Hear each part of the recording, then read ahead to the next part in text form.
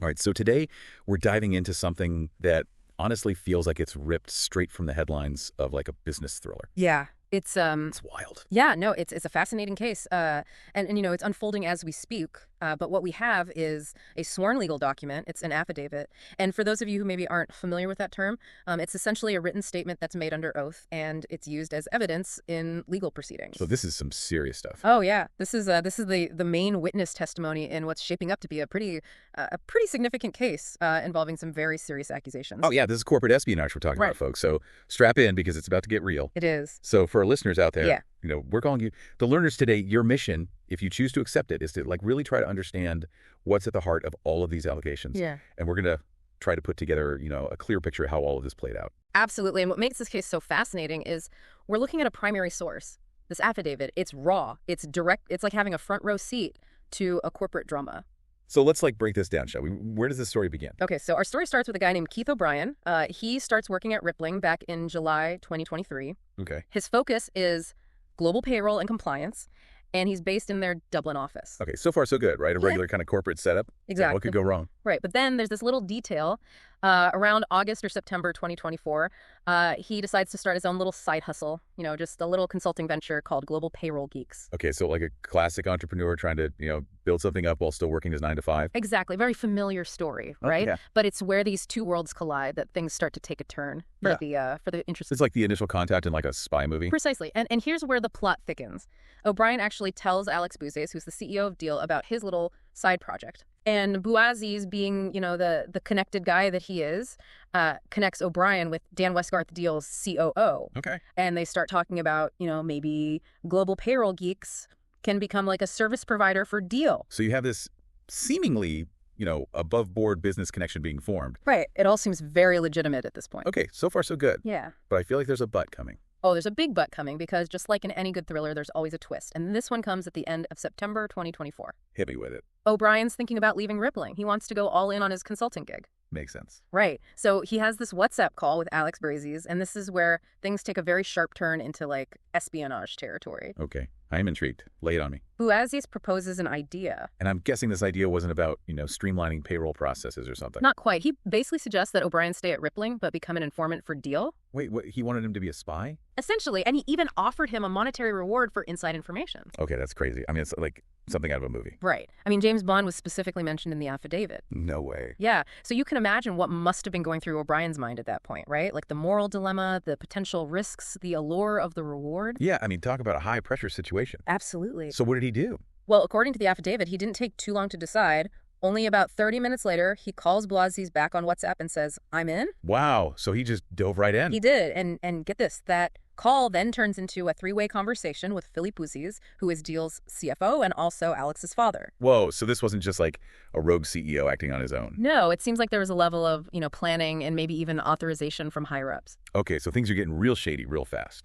They are. And to make things even shadier, they decide to move their communications to a platform known for its secrecy. Ah, yes, the classic spy move, going dark. Exactly. Alex tells O'Brien to move everything to Telegram they need, secret communications, he says. Of course they do. O'Brien even has to reactivate an old Telegram account that he hadn't used in a while. Wow, talk about commitment. Right, and they immediately start talking about the reward and the specific type of information that Deel is after. So what kind of intel were they after? Bouzes wanted to know everything about Rippling's ways of doing things, which O'Brien understood to mean their corporate strategy, customer insights, all the juicy stuff. So basically everything that would give Deel a competitive edge. Precisely. And to make sure their tracks were covered, they set up some pretty strict communication protocols. Let me guess, disappearing messages, burner phones. You got it.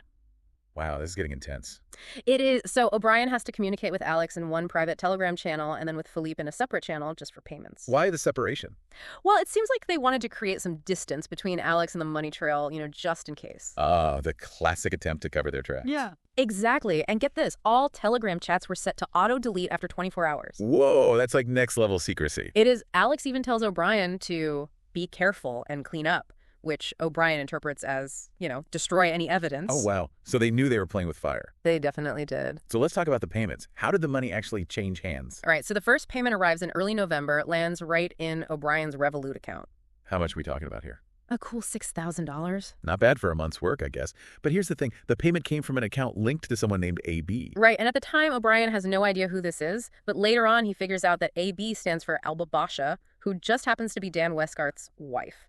Wait, the COO's wife is involved? Apparently so. Okay, so even the first payment is all cloak and dagger. Right. They weren't exactly trying to make it easy to trace. And then I bet they got even more creative with their methods. Oh, yeah, they did. Lay it on me. Soon after that first payment, Philippe tells O'Brien that all future payments are going to be made using cryptocurrency. Of course they are. Gotta love the untraceability of crypto. Right. Specifically, they used Ethereum, and they sent it through O'Brien's blockchain.com wallet. And the reason they gave... To leave no trace. Straight out of a spy movie, I swear. Yeah. So O'Brien gets this crypto. Yeah. And I'm guessing he's not just holding on to it. No, he's worried about the whole, price fluctuation thing. Makes sense. So he converts it to regular currency and deposits it into his AIB bank account. Smart move. Yeah. So how often was he getting paid? The deal was for payments around the 6th of each month, but the affidavit mentions that sometimes payments were late or incomplete. So this is not exactly a well-oiled machine. No, and to make things even weirder, there's this mysterious Telegram contact called Watchman. Watchmen, seriously. Yeah, and sometimes Watchman would message O'Brien about the payment issues, but without Philippe being involved. Okay, that's bizarre. It is, and other times O'Brien would go straight to Alex about the delays, and Alex would tell him to ping Watchman or say that he'd sort it. So even the payment side of things was all hush-hush and kind of chaotic. Yeah, it wasn't exactly the smoothest operation. Okay, so we've got the agreement, the secret communication channels, the cryptocurrency payments. It's all very cloak and dagger. It is. Now let's get to the heart of the matter, the information itself.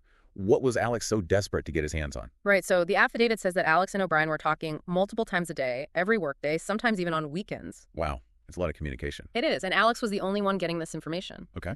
And he was really interested in 3 main areas: Rippling's global payroll and expansion strategies, their sales and marketing stuff, and any sensitive customer information he could get. So basically he wanted to know everything about how Rippling operated. Exactly. He wanted to see their playbook. So what did he ask for specifically? Okay, well, frequently he'd give O'Brien specific search terms to use in Rippling's Slack system. So he was directing the search. Yeah, and the messages would start out all casual, like, "Hi, boss," or "Hey, boss, can you search for it?" Even like, "Hey, boss, good weekend," before getting down to business. It's like he was trying to downplay the seriousness of what he was asking for. Yeah, but make no mistake, he knew what he was doing. So initially, O'Brien would just take screenshots on his phone of whatever he found on Slack and send them via Telegram. I bet that got tedious. It did. So after a few weeks, Alex suggests switching to screen recordings. Capture more information that way. Exactly, and O'Brien agrees. Okay, so it wasn't just like a general overview he was after. He wanted specifics. Like what? Well, for example, he asked O'Brien to click into certain Slack channels multiple times. What for? It seems like he thought that maybe, more valuable information would appear over time. Okay, interesting. He also wanted specific sales leads. He wanted O'Brien to look into Deel customers who had demoed Rippling's product. Probably trying to figure out why they didn't switch over. Yeah, or to find weaknesses that they could exploit. That makes sense. He also wanted to know about Rippling's pain points, anything that was giving them trouble. Classic competitive intelligence gathering. Absolutely. Anything else? Oh, yeah.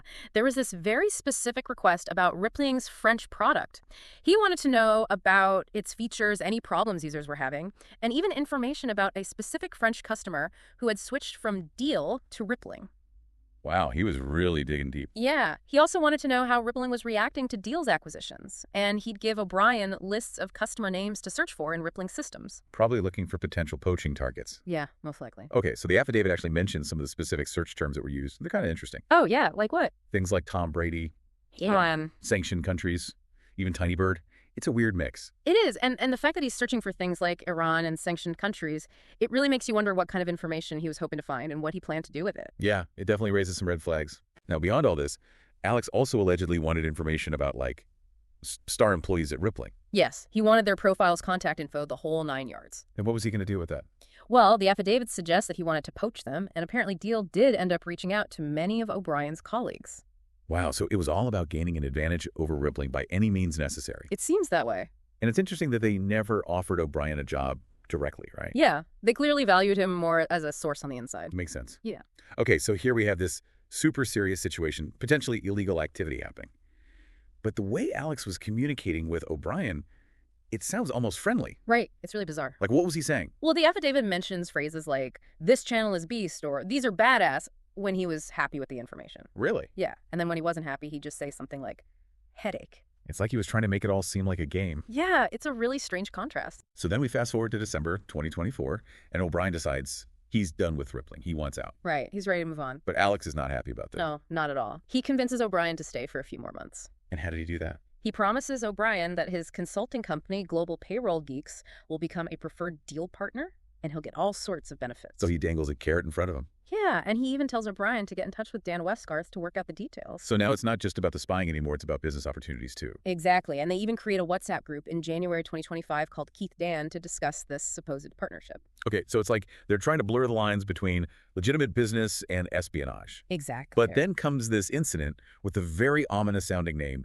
#DDefectors. Oh, yeah, this is a turning point for sure. Tell me about it. So towards the end of February 2025, Alex tells O'Brien to search Rippling's Slack for a channel with that name, #defectors. Wow. But then almost immediately after, he says, don't do it, it's a trap. What? Yeah, but O'Brien had already seen the search results, and he realizes that Matt Plank, who's Rippling's chief revenue officer, is in that channel. Uh-oh, that's not good. No, it's not. O'Brien is understandably freaked out, but Alex just brushes it off and keeps asking for more information. Wow, so he's putting O'Brien at risk and he doesn't even care. It seems that way. And then in March 2025, things really hit the fan. Oh, yeah. A high court order arrives. Right. Game over. Basically, So what happens? so O'Brien is served with this order, and it's very clear that things are serious now. Okay. His initial reaction, according to the affidavit, is pretty defiant. He says, I'll take that risk, and he walks out of the office. Brave words, but I'm guessing he changes his tune pretty quickly. He does. He reaches out to Alex on LinkedIn. And Alex being Alex, he calls O'Brien back, but from a Romanian phone number. Right. Not his usual French number. Okay, that's suspicious. Very. And O'Brien tells him about the court order and the accusations of data theft. And what does Alex say? He tries to reassure O'Brien, saying, don't worry, everything's going to be fine. Someone from Deel will contact you. And then I bet he tries to cover his tracks. Oh, yeah. He sends a follow-up message on LinkedIn that says, hey, Keith, thanks for the chat. Make sure you apply for that job. Like they were just talking about a job application. Wow, talk about a weak cover story. Right.